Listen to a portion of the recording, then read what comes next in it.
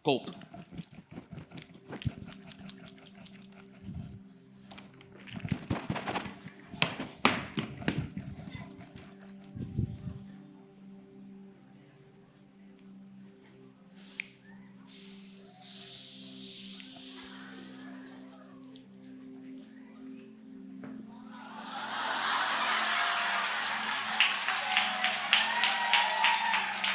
Wait na.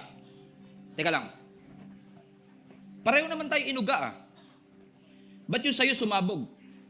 Yung akin hindi. So walang mali sa shaking.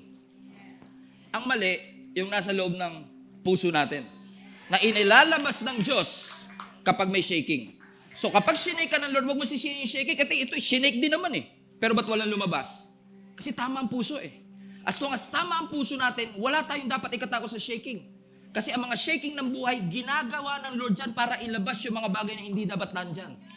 Inaalaw ng Diyos na ma-shake ang buhay natin for us to realize what really matters in your life. Amen? Shaking reveals who you are. Ipinapakita lang ng shakings, mga kapatid, kung sino tayo sa ating mga buhay. Because sa totoo lang, you don't know who you really are until you experience some shakings in your life. Shakings are necessary. Naalala nyo nung unang panahon, nung wala pang machine para sa mga bigas at palay, para maihiwalay nila yung bigas sa balat, may ginagawa yung mga nanay natin sa Bilao. Meron akong video dito para mas maalala ninyo, in case hindi na ginagawa sa panahon natin. Maalala nyo dati? Di ba?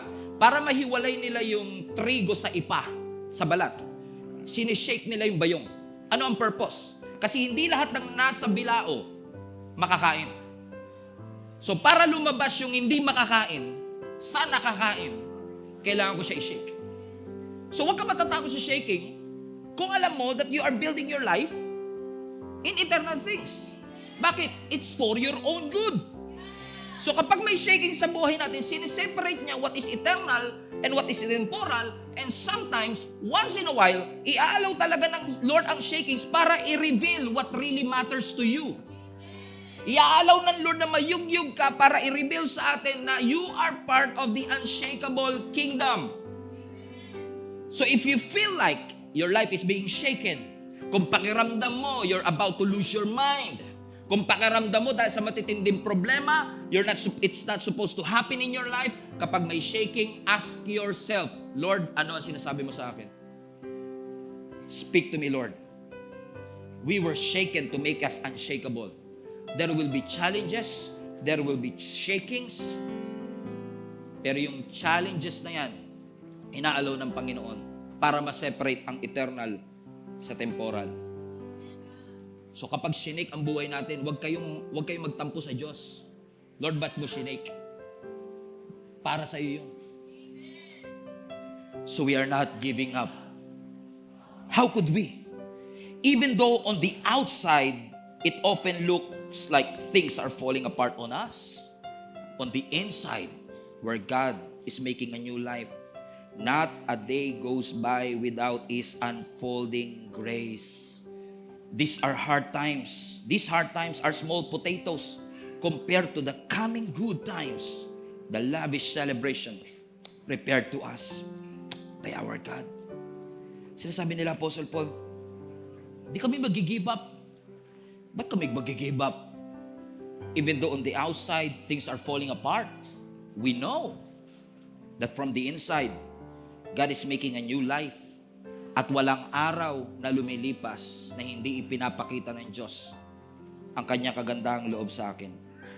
So I want to encourage everybody today, when your life is hard, when you are in an impossible situation, when your back is against the wall, when you are in a rough situations of your life, don't ever think for a moment na God is not present in your pain and in your circumstance. In fact, yung promotion minsan nakapackage sa suffering. Yung promotion minsan nakapackage sa pain. Yung next level minsan nakapackage sa setback. So I want to encourage you today with these 3 beautiful words. Don't give up. Don't give. Sabi mo sa katabi mo, don't give up. When you're in the middle of the storm, pakiramdam mo ang kaaway laging nananalo, don't give up. Just because your friends let you down. Do not give up. Just because you lose your job. Do not give up just because your career are falling apart. Do not give up kahit hindi ka pumasa sa examination. Keep on showing up. Don't walk away from your faith. You're built to last. Magpatuloy ka lang, kapatid. After all, yung destiny mo is greater than your history. Yung ginawa at prepare ng Panginoon is nothing compared to the sufferings that you are going through. Keep on keeping on. Let nothing move you. No disease will move you. No discouragement will move you. No frustrations will move you. Kahit anong bagay, I will never allow these things or someone to move me to the purpose that God has for my life.